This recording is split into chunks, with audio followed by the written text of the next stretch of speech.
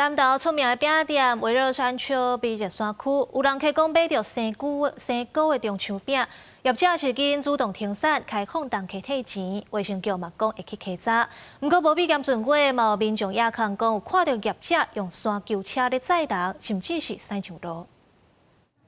摆甲长乐路，未少游客拢是为笑头这个往来所来的。南投有名的糕仔业者，为这山区原本咧生产中秋月饼，毋过却传出有人客反映，摕到月饼有生菇的情形。因为足侪人留言人嘛拢讲，迄就是淡淡，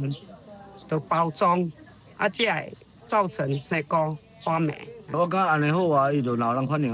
就卖卖啊，佮电迄落啊，系啊。业者关键伫面册表示是新产品，生产线包装密封有问题，虽然是误发事件，毋过无法度短时间找到100%解决方案，所以决定停止生产，佮停止出货。除了因无条件退钱，业者是有促销订单，或者是换品项。毋过南投县卫生局也要追查，是毋是还有其他原因？维洛山丘它是委托另外一家公司代工，那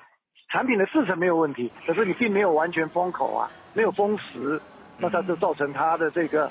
等于说跟外界，那你就东西放在外面久了，它会发霉啊。另外，伫八卦山顶块的门市，若到假日拢是人满，有民众看到业者用高尔夫救车来转接，有时阵驶伫139管道顶悬，影响真车通行。违者可依《道路交通管理处罚条例》第32条之一规定，最高可处新台币3600元罚款。警方表示，车辆应该合法领用牌照了后才能上路，若违规会依法开罚。业者透过声明表示，高尔夫救车敢若伫门市甲三合院的范围来转接，附近有开上道路，为避免误解，目前已经暂停使用。记者综合报道。